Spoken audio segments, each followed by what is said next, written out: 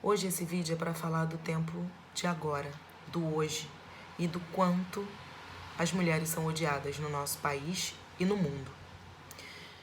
Nossa última notícia que chocou o país foi da criança de 10 anos que sofreu abuso sexual cometido pelo próprio tio durante 4 anos consecutivos e engravidou. Essa criança e a família tiveram que lidar, para além da situação que já era absurda o suficiente, com mais outras 2 situações bastante complicadas. Uma delas, uma justiça amorosa, de uma situação que era óbvia, né, para a maneira como ser resolvida. E essa criança, com a família, eles precisaram ir para um outro estado para conseguir realizar o aborto. E uma outra situação que também incomodou muitas pessoas foi a intervenção dita religiosa por um grupo de pessoas que era contra o aborto. Ou seja, eles defendiam que uma criança de 10 anos de idade gestasse e parisse uma outra criança. Gostaria de aproveitar para dizer também que as informações que forem trazidas aqui nesse vídeo por mim são extremamente inspiradas na disciplina de Mulheres, Justiça e Direitos Humanos, que eu curso no meu mestrado, com as professoras Maria Celeste Marques e Cristiane Brandão, e que na última sexta-feira, dia 21 de agosto, nós podemos contar também com a participação da professora Lília Pauge, que enriqueceu bastante.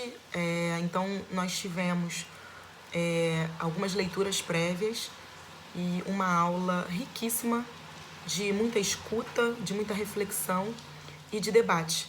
Então, é importante dizer que o conteúdo desse vídeo, né, a inspiração para a elaboração desse vídeo partiu desse momento, dessa aula. Por que o debate sobre a cidadania das mulheres incomoda tanto? A gente precisa entender de uma vez por todas o quanto o heteropatriarcado é prejudicial para a nossa sociedade. O quanto ele oprime, o quanto ele explora, o quanto a dominação que ele exerce sobre as minorias políticas faz mal, regride, nos prejudica em diversas esferas. Agora, na pandemia, por exemplo, as mulheres que, historicamente, já ocupam um lugar de cuidado na sociedade, seguem ocupando esse lugar de cuidado, seguem estando em cargos e em funções essenciais que cuidam de outras pessoas. E quando eu falo de cuidado, eu não estou só me referindo aos ambientes hospitalares, às clínicas, não, eu estou me referindo às casas, aos lares também. Existe um trabalho doméstico não remunerado e invisibilizado que é muito cruel, porque ele, para além de tudo, nessa pandemia, ele coloca as mulheres num lugar de maior risco, mais risco ainda, tendo em vista que a maioria das líderes, né, dos lares periféricos, das pessoas, das provedoras desses lares, são mulheres e, sobretudo, negras. Essas mulheres estão se arriscando nas ruas, nos seus trabalhos, muitas vezes informais, então elas não puderam parar, não puderam fazer home office, não tiveram benefícios ou suspensão de contrato de trabalho, tiveram que seguir, né, para que pudessem manter dinheiro, manter alimentos dentro de casa. E, para além disso, elas também são as responsáveis pelo cuidado dentro dos seus lares, né, cuidando de outras pessoas, não somente filhos, né? A gente sabe muito bem disso. Então, a gente precisa, de uma vez por todas, principalmente se atentar a esse período pandêmico, onde as coisas as situações, as desigualdades estão sendo extremamente potencializadas. A gente precisa refletir e debater sobre isso. Quando a gente lida com uma situação que ainda envolve um caráter religioso e um caráter de abuso, a gente precisa entender que essa informação só chegou até a gente porque ela foi televisionada, ela foi noticiada. Quantos e quantos lares estão passando por situações de violência doméstica, de abuso e tantas outras violências? Por que que ao longo desse tempo a gente perdeu oportunidades de debate sobre direitos, tanto sexual quanto reprodutivo dessas mulheres, de nós? Por que que a gente não tem conversado sobre isso com outras mulheres da bancada pentecostal, por exemplo, que são mulheres e que passam pelas mesmas situações e que sofrem as mesmas opressões? Existem grupos evangélicos a favor da legalização do aborto, existem grupos católicos a favor da legalização do aborto. Por que que, por exemplo, a esquerda ou os movimentos feministas anticlassistas, antissexistas, antirracistas, anticapitalistas não está dialogando com essas mulheres da bancada religiosa?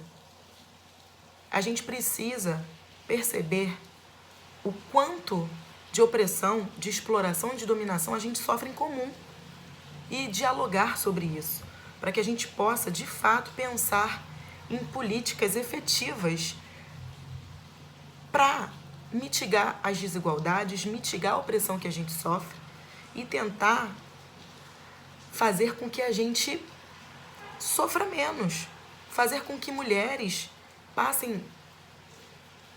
deixem de passar por situações como as que acontecem diariamente, de violência, de abuso, abuso psicológico, abuso físico, sexual, abusos econômicos, né? Situações que colocam essas mulheres em risco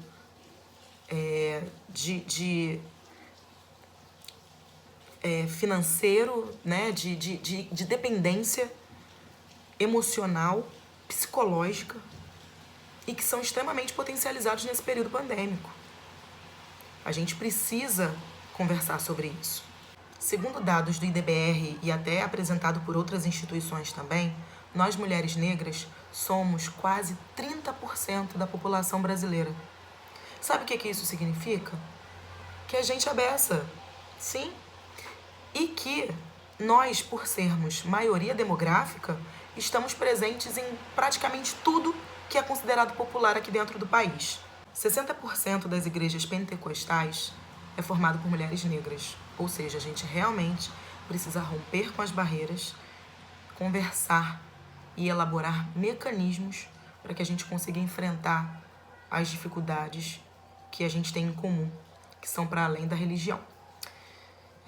Eu vou deixar esse vídeo aqui aberto para que vocês possam comentar, compartilhar com quem vocês pensem aí que faça sentido, e também vou disponibilizar no Medium um texto a respeito, tá bem?